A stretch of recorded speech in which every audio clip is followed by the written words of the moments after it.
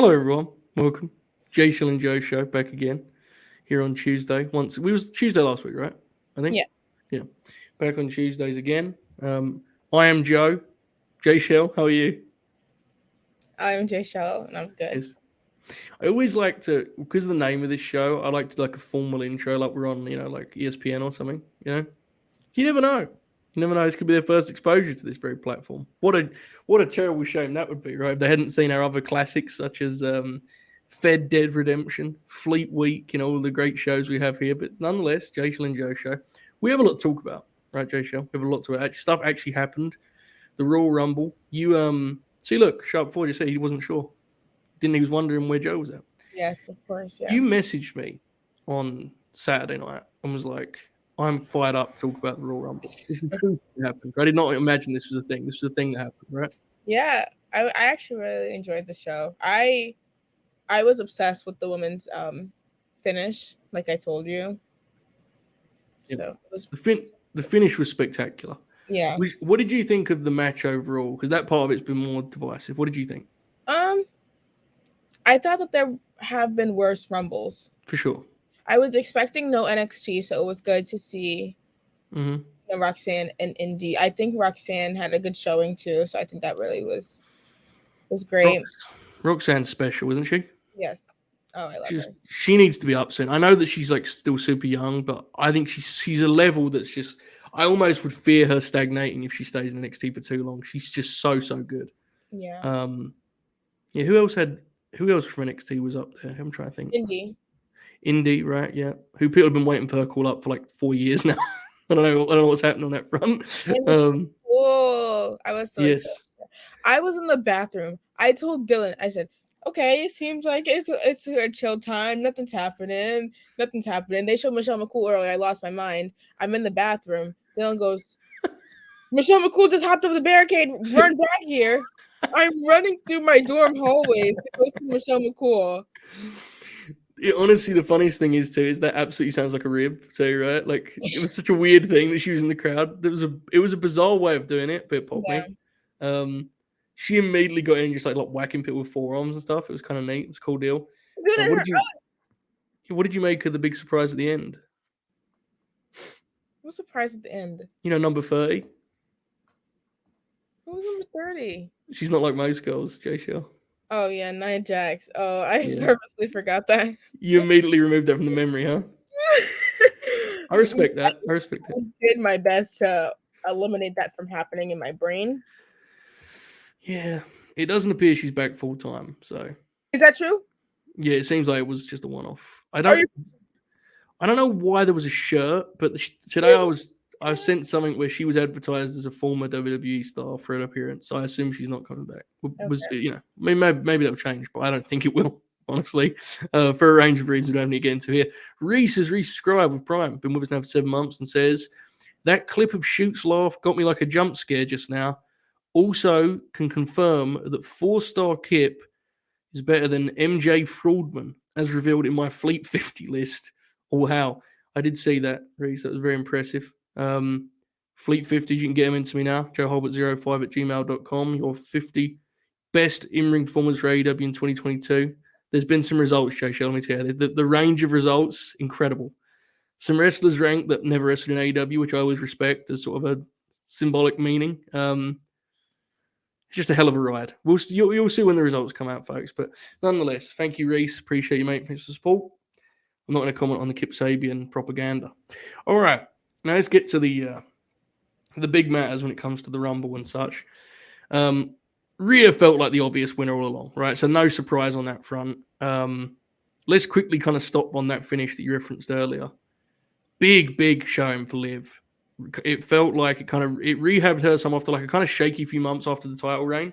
I know you're a big fan. How was it to see Liv go pretty much start to finish, right? Almost. Yeah. I wish that they would let her go number 1, but I guess if they wanted Rhea to go number 1, whatever.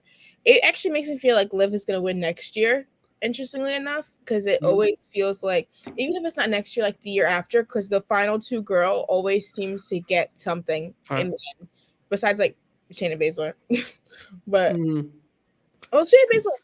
She had the Mania match, to be fair, right? Yeah. Like if it was a little bit later, she would have won the title. So I mean, I think Shayna's just a little cursed, probably. Yeah. But big shame for Liv. The other headline obviously was Asuka, which I will get into a little bit later. We'll talk about Bianca. Rhea was the obvious pick, but I do not think her choice was obvious by any means. I think most people expected her to wrestle Bianca, right? I think that was the general consensus. And last night on Raw, she picked Charlotte. I want to talk about the Bianca part of that soon because that's, that's going to be something that we both need to talk about today. But what was your reaction to that? Charlotte and Rhea? I mean, I'm happy to watch it, but it caught me off guard. What about you? I don't want to watch it. Why? I had other plans. I had plans for Charlotte in my head, and those were not my plans. What was your plans? They're Liv, right? It was Liv and Charlotte, yeah. And I thought that makes so much sense. And I thought that it because I thought it was known that people wanted the Charlotte Liv match, and that it made the most sense, especially for SmackDown. But so I love the phrase of I had other plans. I had other plans for Charlotte. I think, there's clearly, I think Asuka's probably going to be the direction they go on Raw, which again we'll get to, but I don't know.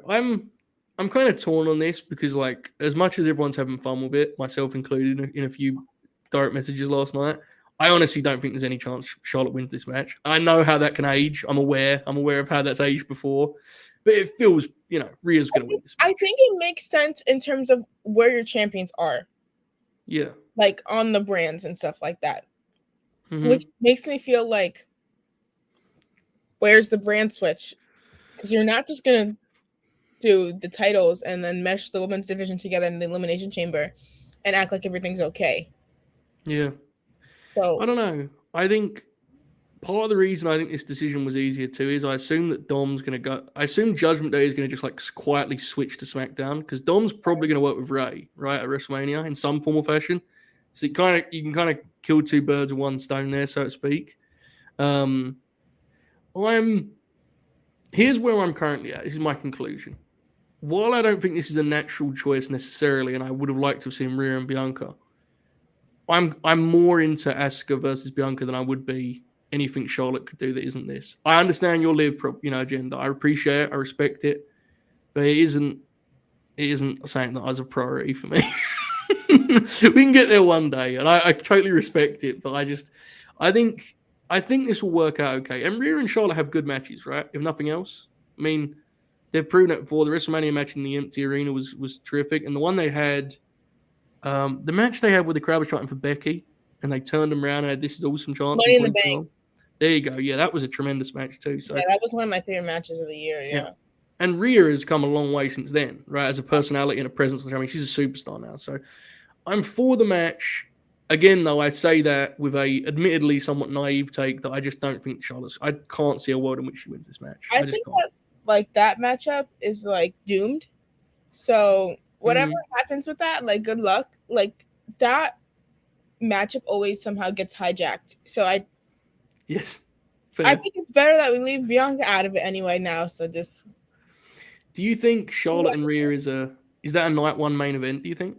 No, I don't either. I don't think Rhea's main eventing anything. I don't know how you feel about this, but I'm increasingly confident that the main event of night one is going to be the tag title match with Sammy, which is kind of an insane thought, but it feels like the right choice to me, I can make sense of that, yeah. And I totally understand the... Either that or something with Steve Austin. I know they said that he turned down both of them, but if something does happen, I would see it there. If not the same. Let's quickly talk about that because that's interesting. It's Steve Austin is clearly in great shape. Yeah. And as of a couple months ago, everyone believed he was going to wrestle. And that was just, everyone was kind of talking about what that looked like and, and who he was going to wrestle. And we regularly talked about on these shows, who is the match for Steve Austin? And none of them made perfect sense. The Brock match is a great fault, but physically, can Steve wrestle Brock Lesnar? Probably not, right? Brock nearly killed 4 guys on Saturday at the Rumble, let alone, him try to wrestle 55-year-old Steve Austin, whatever Steve is now, probably older than that. Seth Rollins, it's kinda, and there was never a match that made sense. And I think hilariously, the end result of this has been that Steve Austin agrees. Like, it seems like none of these matches moved him. Are you surprised by this latest development? I think it makes sense. I honestly thought that the Brock match made sense for him. Mm-hmm. Well, at least for me. I mean, I could see why it wouldn't for him because he would probably not enjoy that pain. The story is good. I get you. Yeah. But I think Brock makes sense. The only other like option I could imagine is like Seth, and I don't think that Seth moves him at all. So yeah, and also Seth just turned babyface. Yeah. And the natural way to tell the story would be Seth basically doing a retread of what Kevin did as a heel. And it's like, it just doesn't work, right? It doesn't quite. Like, the Cena one still intrigues me, but there's not actually been any update on, is Cena going to work Theory, it seems like? That seems like that seems what they're doing. Yeah, for better or worse, that seems what they're doing. So he has to be in the Elimination Chamber then, right? Well, no, I assume Theory's going to get through the chamber and then they'll set up the single match. I thought that it was a, what's it called? I thought that it was a qualifying match to be in the Mania. US. No, I think it's just a US title match. Okay. I'm almost certain. Yeah, it is. So I think the idea will be he'll get through that and then maybe Cena's music will hit and so on and so forth. And I mean, that's funny. I think he shouldn't get through that. I think they should do exactly what they did last year and have Brock Lesnar kill him again. US champion Brock Lesnar. I respect it. Rhea and Charlotte. That was one of my favorite moments last year. It was something. Rhea and Charlotte it'll be interesting to see what that looks like build wise. Charlotte, as a personality, does seem kind of rejuvenated as of late, as a babyface, which is cool. How that jives with like Judgment Day weirdness, I have no clue. I want to know if they're gonna boo Charlotte for. I don't. Yeah, I think it'll be split. I think it'll be split. I want to see. I believe in Charlotte. I believe she can do this. I see it. I got to see it through. We got to see it through, my boy. Come on. I think it will be. I think big crowds definitely do see Charlotte as a big deal. I think the issue with Charlotte is always not that they don't respond to it. It's they're not like. I don't think crowds are like deeply invested in her. You know, in the way they are others. So she's more like of a shallow character. Yeah. Yeah, and I know I sense your hesitation there because that feels like a mean thing. So again, character being the key word, right? It's like I bet you she is a better person than most in wrestling. Yes, sure. I would agree. Yeah, I would agree. Yeah, I would say that one. But as a character, she's very much about how many titles she's won, and that's really the legacy and so on and so forth is really as deep as it gets. And Rhea, this will be an interesting test of just like how transformative this last year's been for in terms of popularity. I mean, last year's WrestleMania she was with Liv, right? I think in the tag title match. Which is like, I forgot that was a thing. Right? That's crazy. I mean, what about the Nikki team? She was with Nikki. Remember that? Exactly. I know. It's a different time. Speaking of Nikki, let's talk Elimination Chamber some because she's managed to get herself in that, which I respect.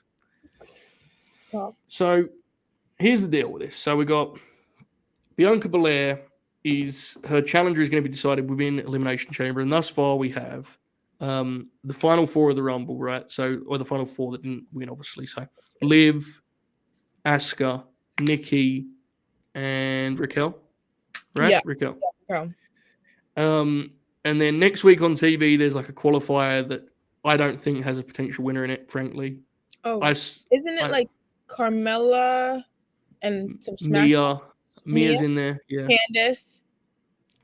Candice and someone else, I forget who.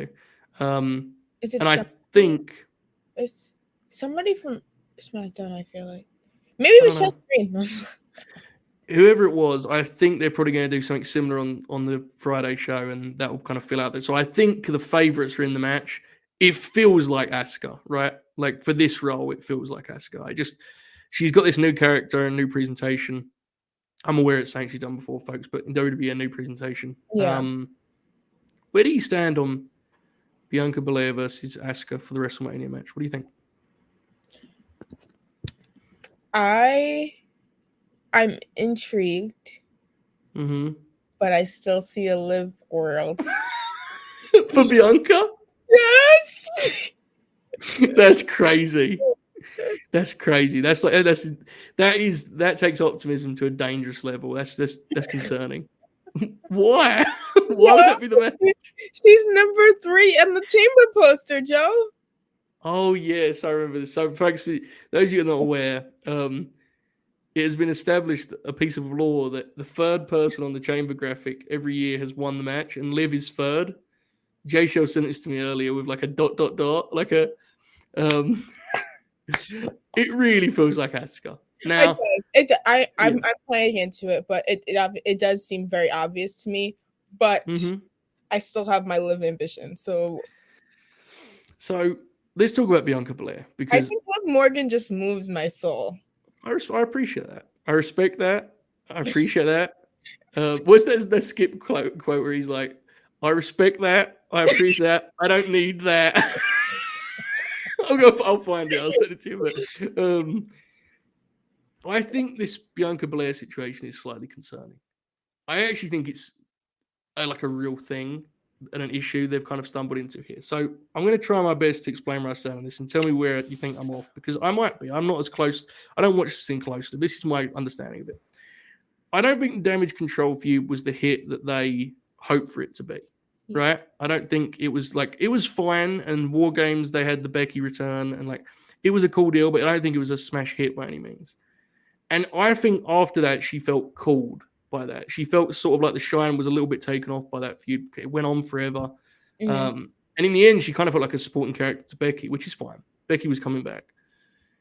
If she was cool after that, the Alexa feud, put her in a freezer, right? I mean, yes, Jaychele.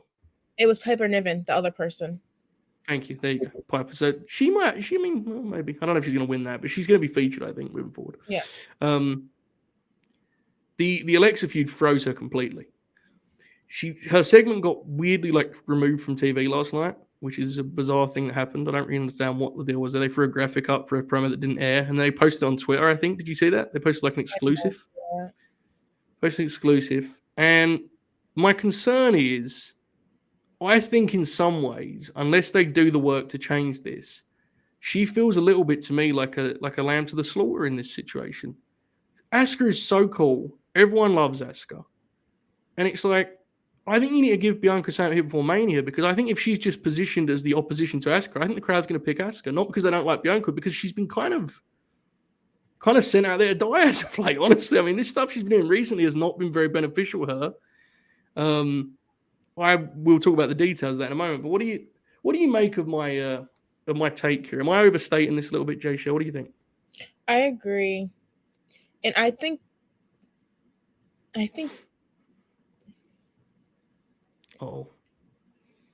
want her to turn heel. See, I don't think you can do that right before Mania, though. The thing is, I don't even disagree with it, but it's that feels like a problem, because it feels like we shouldn't be at that point, you know? I agree. I just think Asuka's might be Asuka's reinventing herself might be too strong to conquer. I agree. Being cold since SummerSlam. I agree. I think sounds right. Like the Becky match. Yeah.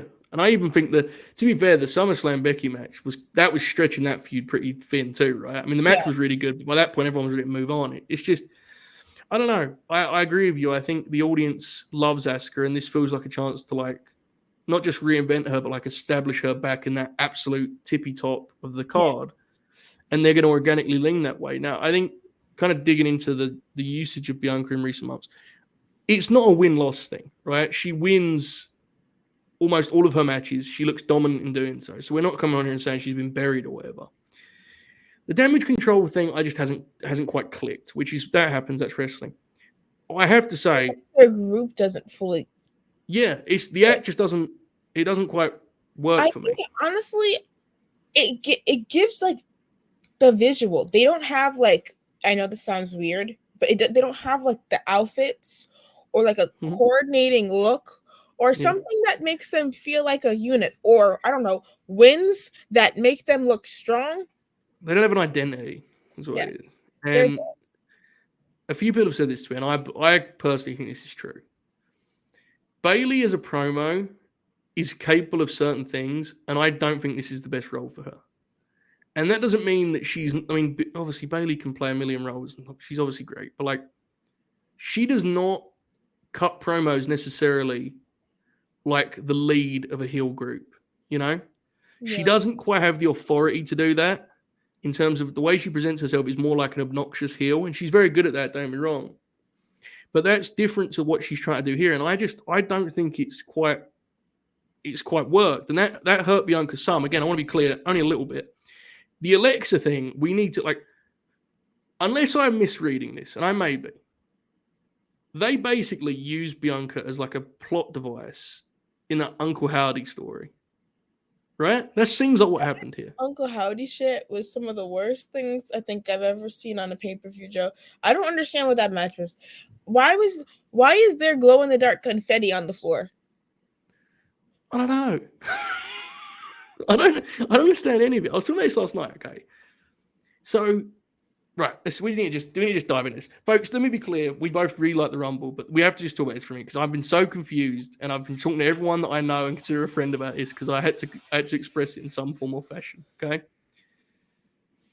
Firstly, why did they book 2 matches that had some form of Uncle Howdy link if they weren't going to be linked? That's insane, right? Can we agree that's just bizarre? Yeah. 5-match card, 2 matches with Uncle Howdy involved in the build. Okay. That's number 1. Number 2, why did they do the match where Uncle Howdy jumped off the ledge before the one where he did a promo? Right? That's what I was so confused about. What the fuck? Why didn't they just have him, like, stay out there? Why couldn't he just, like, haunt fucking Pat McAfee like this? Yeah. What was that? And so you got that part of it. It's like a wave match. That's a good description for it. Yes. And it's like you put that to the side in terms of placement. You kind of go, if Alexa and Bianca were just going to have a match without any spookiness at all until afterwards, why even make it part of the build? Do you know what I mean? It's like don't get me wrong. We were talking about this on the review show. Like, the work wasn't great in that match. It wasn't good even. But, like, part of the reason that match died out there was because the whole build was about Uncle Howdy. Like, there was no one in the crowd thought that Alexa was going to just win with a DDT. Everyone was waiting for, what sort of spooky shit's going to happen, and there was none. So it's like, because he had just jumped off of a fucking I don't know. I don't even know what it was. But that wasn't even the reason, because then his video played. So I assume if he wanted to help, he could have. And the way it was explained to me was, and if you're in the chat and you know what's going on in this, tell me, because I don't watch it that closely, but this is my understanding.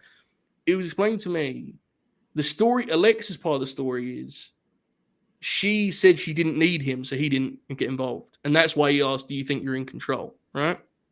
Whereas Bray, I guess, has sort of embraced him in some form or fashion. I understand. Now, see, that's too much thinking for wrestling. I agree, but even if we're going to do the thinking, why in the world would you then attach Bianca Belair to that and make her a mere plot device in the Alexa Uncle Howdy thing when we are 8 weeks away from WrestleMania? I don't know what Uncle Howdy's doing at WrestleMania, but I'd like to think it isn't as important as what Bianca's doing. Priorities, What can we get our priorities in order here? Uncle Howdy is not the most important thing here. Oh, Joe, one of their priorities included making sure that Hardy played at the Royal Rumble and did an amazing job. That was something, wasn't it? It was something. I don't know. It amazes me that I think Triple H on a whole has done a good job, and I think his weakest point has been this women's division, and the Raw division is loaded with talent. Everyone feels cold in it other than Rhea. Like, you said it last week. You said, like, and since you said it, I've been thinking about it. You said the only woman who's hot is Rhea, who's been dealing with the dudes all the time.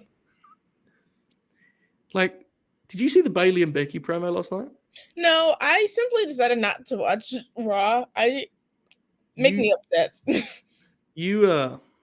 This segment was something. I know that she said something about Seth. She said, you're not good enough for Seth. You know this. He only married you because he knocked you up. That was the phrase she used, knocked you up. And when she did it, as though this wasn't ridiculous enough as to begin with, she did, like, the cackle laugh that she does? She did that. So she's like, but Becky's on the ramp and she's like, Yeah, he knocked you up. And I'm like, what the fuck? What is this? I watched it like 4 times, but just amazed at what was going. Like, why is this happening? How have we got here? You know, like, what? Oh, I don't know if you can tell, but this has genuinely befuddled me today. Befuddled. I messaged multiple people. Jaychele was like, "Please watch this clip." Am I imagining it, or is this some of the most bizarre shit you've ever seen? What is going on? When did that feud get to a point where she would say something like that? Is it that deep? I don't understand. It's so strange. It's like the idea is that Becky's supposed to elevate Damage Control, but what's happening is Damage Control is like slowly just pulling. Yeah, it's like Becky. Are they going to have a match at WrestleMania? Is this going to go another 2 months? 2 more months of this? They're gonna do it, Joe. I feel like they're gonna do it. What's Bayley going to say next? I mean, come on. What do you do next? It's like, it's bizarre. Like, if you look at the main characters in the women's division, let's try and figure this out. So, because we're on the road to Mania now, folks. So we got Rhea's wrestling Charlotte, and we think Asuka's going to wrestle Bianca, right? Yes, okay, yes. That's fine. Both matches will be really good, regardless of the rest. Now the rest. So what do we think Becky is going to wrestle? You think Bayley? Yeah. In some sort of stipulation match, because obviously they're doing a cage match next week, so they have to do some sort of. I don't know what they're going to do at WrestleMania, but I don't know. Something with hair. My God, inspired booking there. I respect it. All right, that's what they're doing. Okay, we can cater for them. So who else have we got? What's Liv doing? Tag title match? What do you think? With who? Not T again. Is she teaming with Uncle Howdy against Bray and Alexa? Aunt Liv? That's so bad. You know, apparently they're actually not together. Huh? Apparently they're actually like not together. Like she's actually like not with Bo or something. That's bullshit. I refuse it. The story's too good to be true. It has to be true. I'm not giving it up. Aunt Liv. What's her name? I'm gonna be honest with you. The Liv Morgan's #1 fan. She was like, Bo does not live on that goddamn farm. That's unfortunate.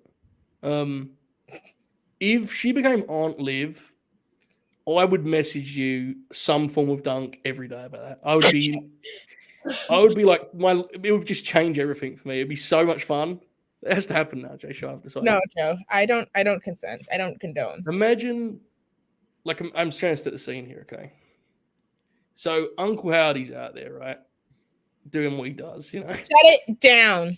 Hold up. He's doing it. You know the thing he does. You know when he does the thing. And he's sort of being a bit weird and that. And then Bray and Alexa just start beating the fuck out of him, you know? And the lights go down.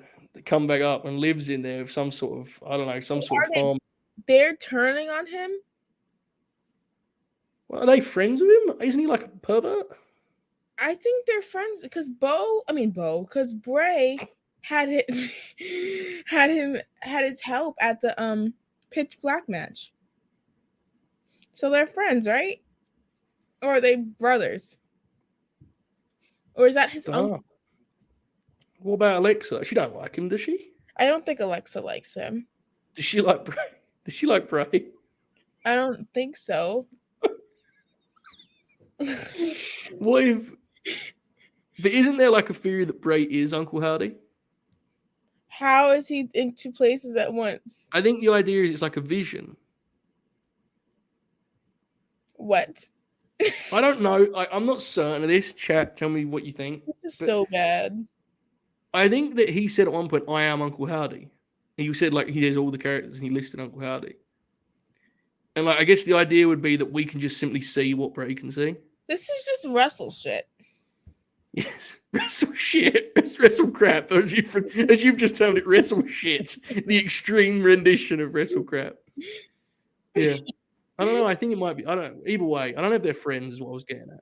A hologram. How does a hologram fall off a building onto half of LA Knight?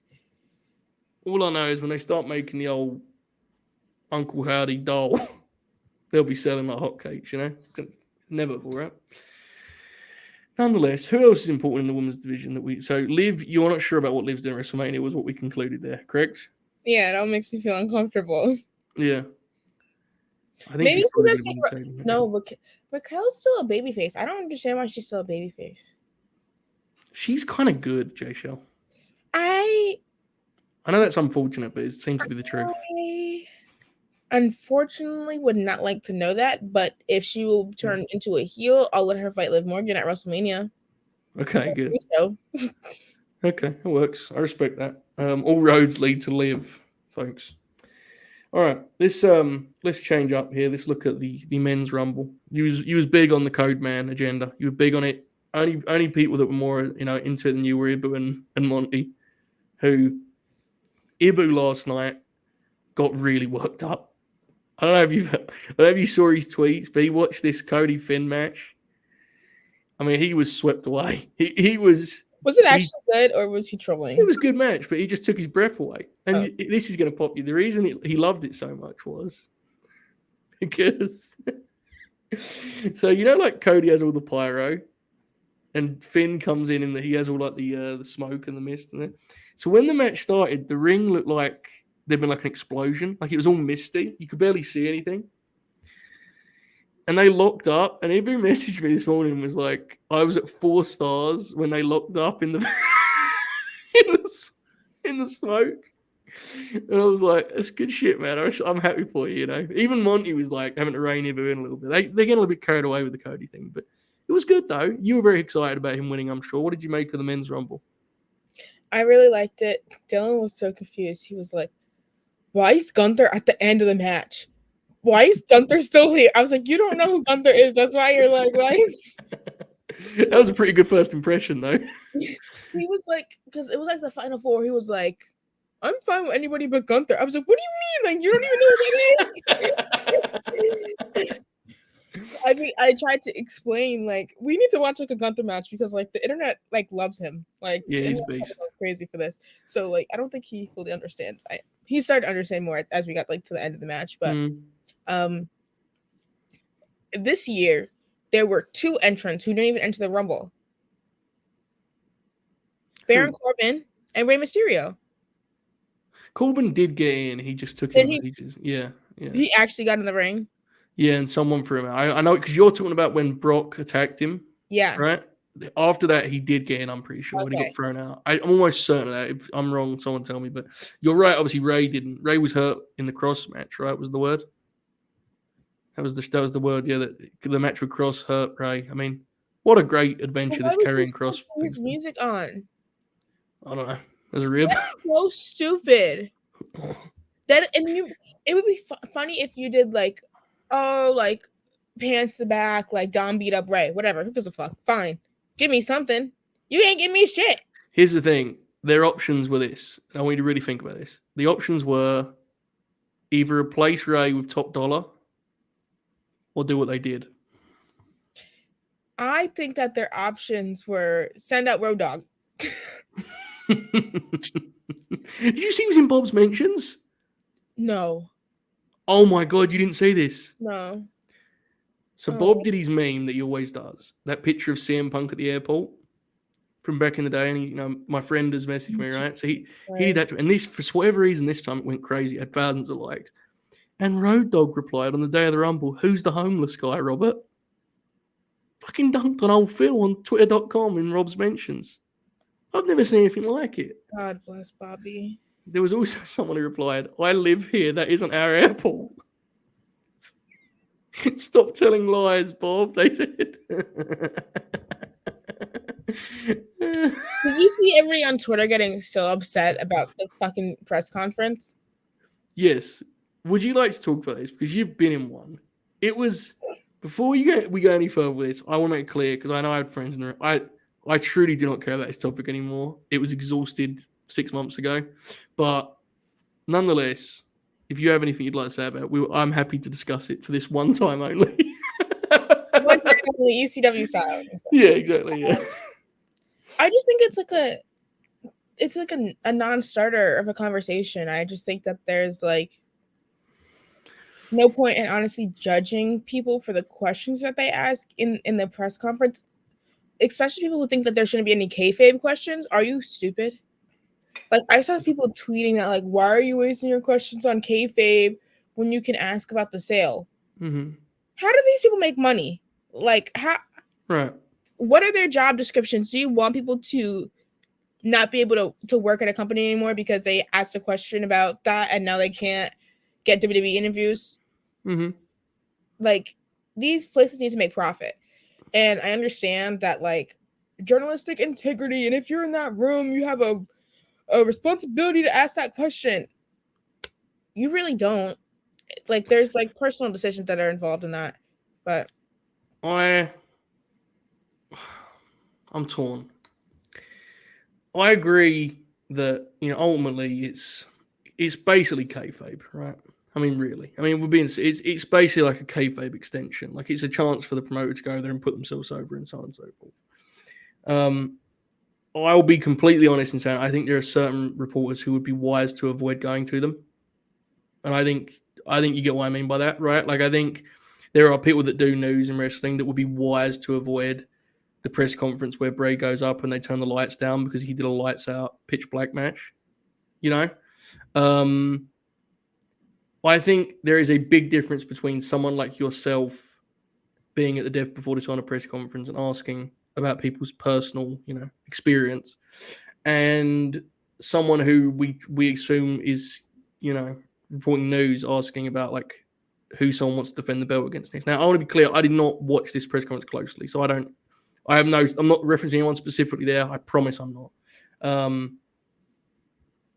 I think it doesn't need to be. I don't think it needs to be a big topic, but I do get why people kind of roll their eyes at it. Does that make sense? yeah, I can see why. I just think it's kind of pointless to get mad at. There's like blurred lines, like, and people take themselves too seriously sometimes. Yeah. Like, most of the people who I saw like getting upset that they weren't asking the real questions are people who are never going to get in the room to ask real questions anyway. So I really just think some people are punching above their weight with this. And like, I know I'm not in a WWE press conference either, so I'm not have shit either. But like, WWE press conferences and AEW press conferences have to be viewed differently because they present their product differently, and they have different expectations for what they think of media. I agree. Yeah. So it can't be like one-on-one comparisons. That you can't do that to that. My question to you would be, how many of the people in that room do you think are like actually relying on WWE interviews, like really relying on them? Because I don't think it's that big of a number. That's my only thing, you know. Yeah. Because like we both know how WWE is with media. I don't think there's that many people in that room that, again, these like groundbreaking. Because this is the other thing, and this is like a myth in the game, and you know this, but like there's this idea that if you have interviews with contracted talent, you're golden. It's like the most metrics will tell you there's actually like a handful of guys and gals on both rosters that will really do that for you. You know, like we could have an interview with insert mid-card guy from SmackDown on the late night grin. It'd probably do the same numbers most of that shit does because people don't generally care. Like, honestly, they don't. So I guess the question becomes, what is your role on the site you're on? Yeah. What kind of platform is that? If you're just sent there on their behalf and it's very much it's a thing that you do, you aggregate news for that site. I don't expect you to go out there and say, what do you think about Vince's Alec? I don't expect you to that. I just think wrestling is such a weird beast and the lines are so blurred that it's a really awkward thing. And I do think there's a way to ask Triple H, about the current state of the company without it being like, I don't think you necessarily have to walk up there and be like, hey, bro, how'd you feel about your father-in-law being back? Owned, you know what I mean? Like, you could definitely have asked it as like, yeah, how have things changed? Like that kind of question. I think that there are some people who I think have the clout, I would say, to ask a question like that without incredibly negative ramifications, and like most people are thinking of in the comments probably anyway.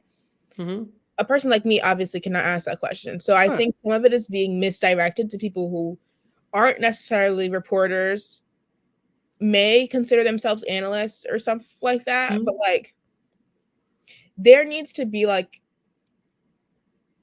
how do you, like, you need to draw a line in the sand, I guess, almost, of like what you actually want to do. I agree. That's my actual conclusion too. I think this space, and this isn't even really, let's be honest, we're in kind of a separate world here, but the world that you and I have kind of operated in at some point or another, I think everyone involved in it would be well suited to really defining what their role is. And I think the issue right now is there is an immense amount of bleed over. Everyone who is reporting wrestling is also like a detailed analyst who gives like star ratings and reviews shows, and that isn't generally like how things work. And I think there is a real issue with like the blend between a personality and someone who should be in the press room. And I don't know what the answer to that is. I mean, it's a difficult thing, but I do. I mean, I have to be honest. Some of the questions are bad. Oh and, yeah. That's very difficult. Like someone said this the other day, and it's the truth. I mean, CM Punk sat out there at the press conference and had the biggest story in recent wrestling memory and just buried the whole company. And when he left that stage, everyone in the room was willing to just carry on playing ball and asking the same questions they were going to ask anyway. And it's like, what would it take to happen in that room for them to change their line of questioning? Would someone get shot? What's the fuck's gonna? He sat there and called Hangman an empty-headed dumb fuck. And the next dude came out and they were like, anyway, Swerve, who do you want to defend against next, right? It's like, that's kind of crazy, But I agree with you, WWE does feel different, and it's very, it's very sanitized in that way. I think WWE views their press conference as a part of the show too. I agree. Yeah. Like, I agree. Because I saw Sean say that like 2 of the questions came from like the Bump and Fox Sports, and there were only 4 questions. Yeah. Dude, get the fuck over it. If WWE doesn't want to answer questions, they're not going to answer questions. Like, that's just like... I agree. They're doing it. They don't owe nobody shit. Sean specifically, I think it's worth noting, like, unless I'm mistaken, this was the first time he'd been at one of those WWE presses, right? I don't think he's ever done one before. I don't think so. I think that was... Yeah. I don't know. It's difficult because it's like, let's take you, for example. The question you asked FTR earned like, it actually got a lot of traction, and it was something that I think a lot of us enjoyed hearing the answer on, right? I mean, I think that was a really cool part of that press conference. As a fan of FTR, if I didn't know you, I'd appreciate you answering that question, because it was a cool thing. I think it's one of the things people love about that team is their openness in that regard, and you give them a chance to speak on that. So, like, there's room for variety in questions, because if you'd have instead gone up there and been like, when are you re-signing your contracts, you pieces of shit, you wouldn't have got that answer. I have no problem with someone asking, Bray about, I don't know what the fuck. Well, I don't even know what you'd ask Bray at this point. The Alexa stuff, I guess, right? I mean, whatever. That's kind of interesting. That'll get a good headline. But there are some questions, and I'm sure you've heard them throughout listening to the press conferences, where it's like, what even is that? What are you even asking them? Sometimes it looks like they do this. Yeah. Yeah, exactly. And it's like, and to be absolutely clear, I've dunked on Ryan Satin before.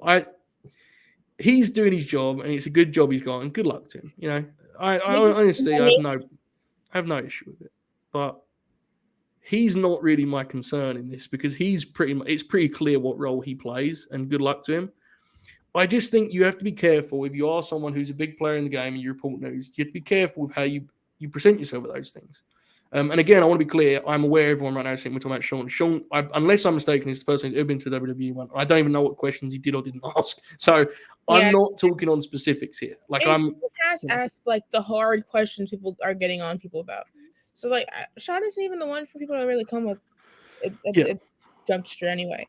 So I would agree. I think part of the reason it gets conflated is because Sean will argue with it on Twitter with people. Which is, it's his choice. I mean, I just think that results in it kind of all being like grouped that way. I don't know. I personally think it's kind of ridiculous they exist in any form. And Jack has said this to me for as long as I've known him. Jack Crosby gets so mad at them being a thing. He's like, there's no reason for these to exist, And I don't disagree with him. I mean, I love some of the press stuff they do on a I love the thing where they give Helwani a chance to have a long interview with a guy. I think that's good for the game. That, yeah. But guys just sitting up there talking about their match being good or whatever and asking who they're going to wrestle for the belt, I just don't think it's compelling. But, Triple H and Tony Khan both would like a chance to take a victory lap after their big pay-per-view events. And that's what they're going to do. And God, that's the game. So the stuff that I do enjoy about like the pressers and stuff like that is like the actual like reflections that people have about like a big title win or something like that. Like I enjoy stuff like that, but like you can't just put that out because I feel like that only like is targeted at like a certain brand of wrestling fan anyway. So I don't know. This is actually really interesting because I agree with you. And in an ideal world, and this is me talking, and I know most people are going to hate what I'm about to say, but this is just me. I actually hate that the blurred line exists, personally. I think it's fucking dumb, As an adult, if I'm at a press conference, I do not need them to dim the lights for Bray's entrance. I don't need them to play his music. You know what I mean? Oh my God. I saw somebody make a post because they were at the same press conference I was where the Daniel Garcia thing happened, and they were like, I don't want to be a part of the fucking story. Let me do my press conference. I don't want to be a part of this. I was like, yeah. Well, I understand that though, and that's where I think this is an interesting. And again, I know why traditionalists love to blur that line because there's money in that historically. But I'm personally ready for wrestling to move on, and I think in some ways the best version of the press conference would be, I guess, it would be kind of akin to like a movie premiere almost. I don't know. I mean, it's not a good comparison, but I guess what I'm saying is the idea that you could actually ask a guy what they thought of what happened tonight on a work point of view, on an artistic point of view, like to have a Cody Rhodes sit up there and rather than ask him about whether or not he thinks he can beat the Tribal Chief, instead ask him, how it was to be back in a Rumble match where it's, those matches are so hard to put together. Was it difficult to adjust to that? Was it hard to find a rhythm with Gunther, who'd been out there for an hour already when you got in? Was there any debate about when you came into the match? Because as a babyface, maybe you could have come in earlier. Now, if you give me that kind of content, I'm interested. But as you just said, Jaychele, how many people care like me about that stuff, right? And that's where it's hard. I don't know. Yeah. You probably would have to kind of retrain the audience in that regard. I don't know. The best description I ever heard of wrestling was when somebody said wrestling is like a variety show. Mm-hmm. Like it needs to have everything. And a press conference is also a variety show. It is, yeah. And that's why you can pick it apart so much, is because there's the good parts, there's the bad parts, there's the I mean, it can stay. Mm-hmm. Like there's like all of that stuff too. So it's, I don't know, it's interesting. You're right. I mean, and here's the thing: there's also great stuff that's come from people working at press conferences. Like the Garcia promo is awesome. Yeah. What about when Joe went up there after he debuted and he cut like a wrestling promo? He wasn't going to answer. And like, let me be clear, I'm not critiquing any promotion phase because Matt in the chat is right. Like the wrestlers don't want to pull that curtain back either. I'm just saying, as someone who covers it the way I do, I think that'd be really cool. But that's not where we're at, and I don't think that's where we'll ever be at, honestly, especially not now. Maybe one day it will make more sense. I do agree with you, though, and I'm glad we kind of talked about some, because while I do think they're dumb to exist, there have been some cool moments that have come from those press conferences. And the reflective element that you mentioned is quite powerful at times. I will always remember Punk, who I know we're both big fans of, when he had the blood and stuff from the dog collar match, and he got really emotional about Tony buying Ring of Honor. Remember that deal where he was like, I'm glad it's in someone's hands, who cares? I'm glad we had that moment. Now, we actually got something really human there out of a wrestler, and we get stuff like the FTR thing we mentioned with your question. And, a million examples. I remember Cody being fucking covered in blood after the Dustin match and doing a press conference. There's definitely positives. We just don't, as an industry, as a medium, we do not quite know yet the correct way to tackle them, and I think that's the best way of trying to put a bow on it, I guess, right? Yeah, I agree. Also, to this comment, I have not yet seen that match. Awesome. I haven't seen anything on Rampage. Rampage is like the one show that like I never seem to catch up on. So I'm just gonna watch the YouTube versions because I can't sit and watch a full episode. The match is tremendous. You will like it very much. Very, very good. All right, let's actually stick with AEW here. We'll conclude with this. Tomorrow night's Dynamite is pretty loaded. I don't know if you saw they've got Hangman and Moxley free. They've got Joe and Darby free. They've got Danielson and Timothy Thatcher, who I know you love. And Jade, I don't hate Timothy Thatcher. You're a big fan. I am willing to watch it. I don't want to kill your gimmick here, but you pretty regularly send me like a thesis on, like Timothy Thatcher's limb work and stuff.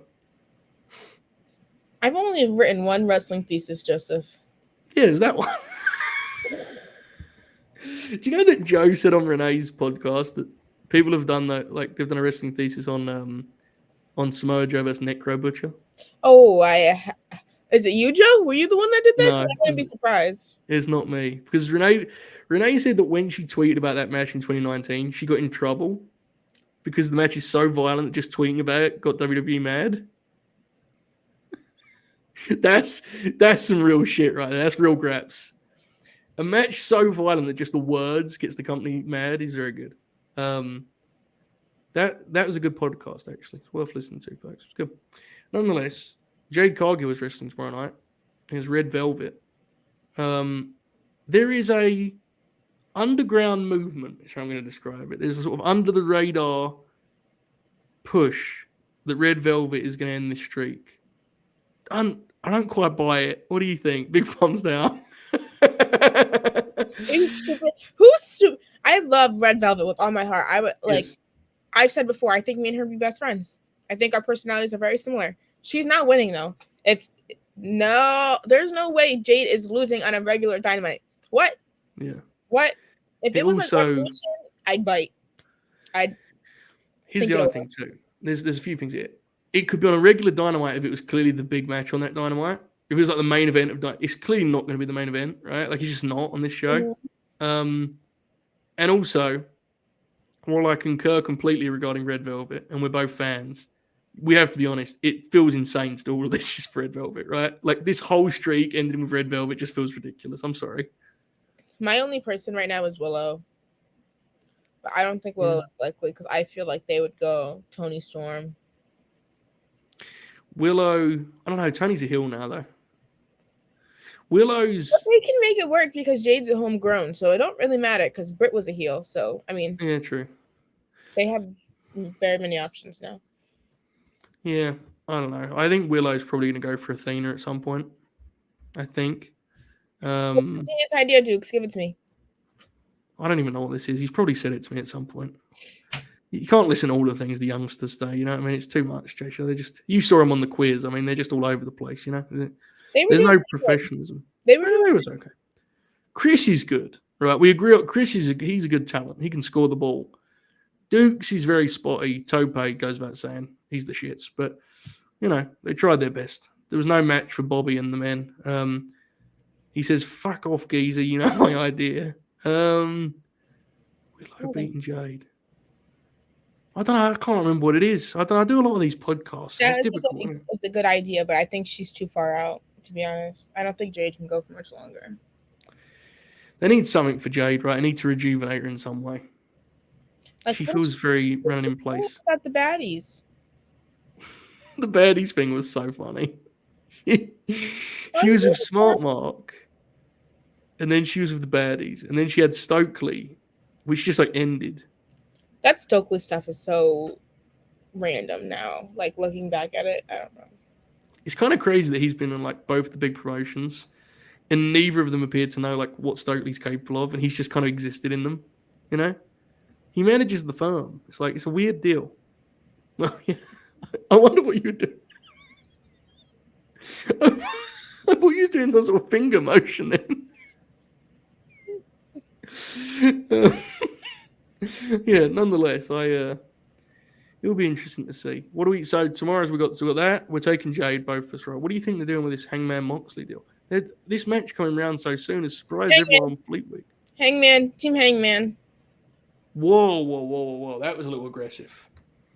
Is this a new development? What's happened regarding Hangman? Hangman. Yeah, that seemed a little aggressive though. I liked Hangman when he was champ.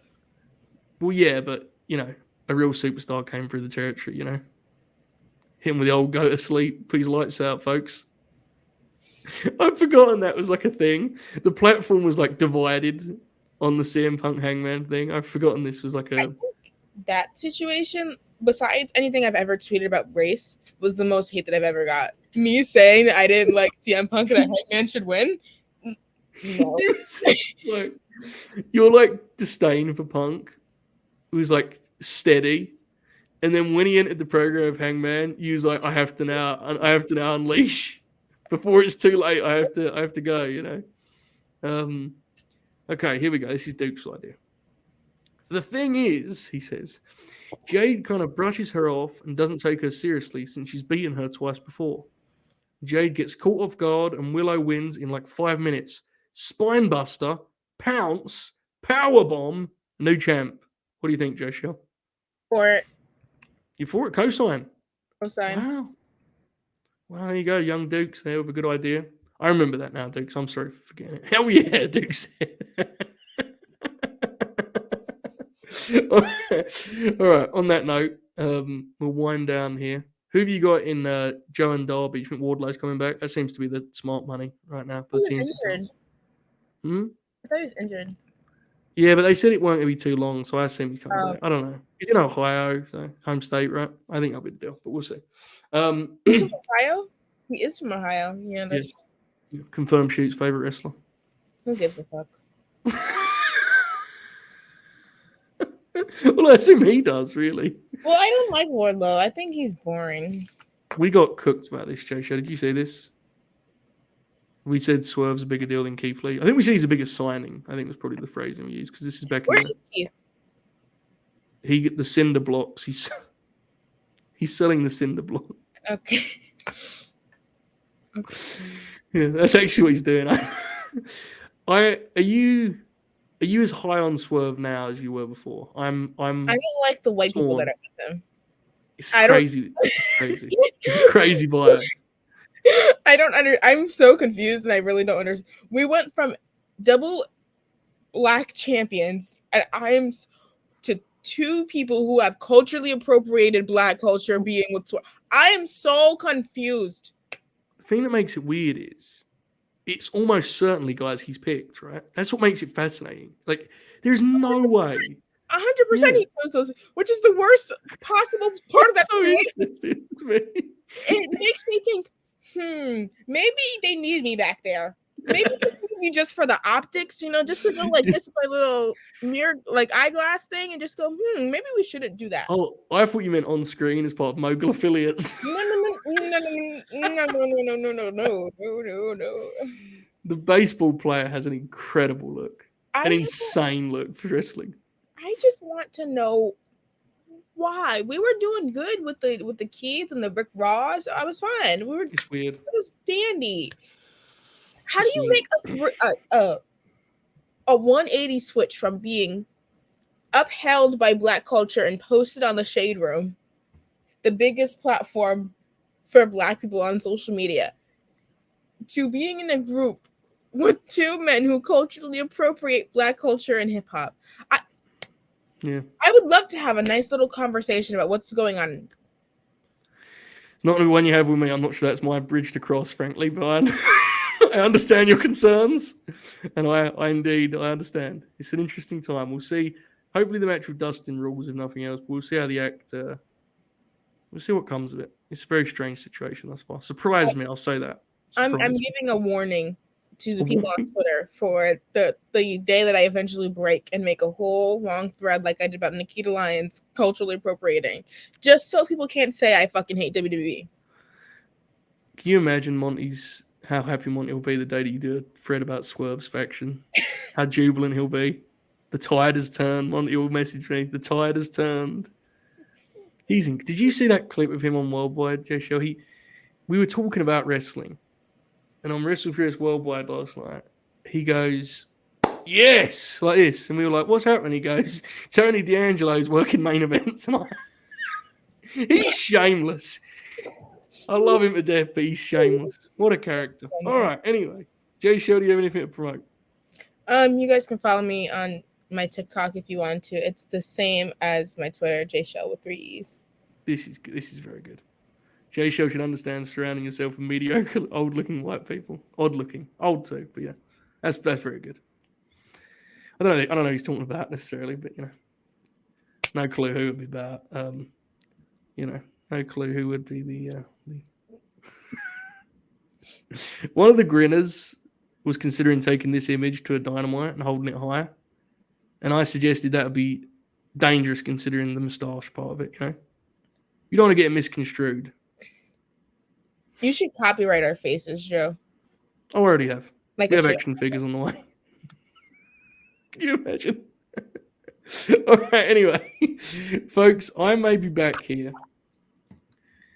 I might come back in a couple of hours. I don't know if anyone wants me to, but I can't be fucked to do any more writing. I'm fucking exhausted. I'm going to just do another podcast, I think. I'm going to come back on later tonight. We'll talk professional wrestling if you want. That'll be in a couple of hours' time here.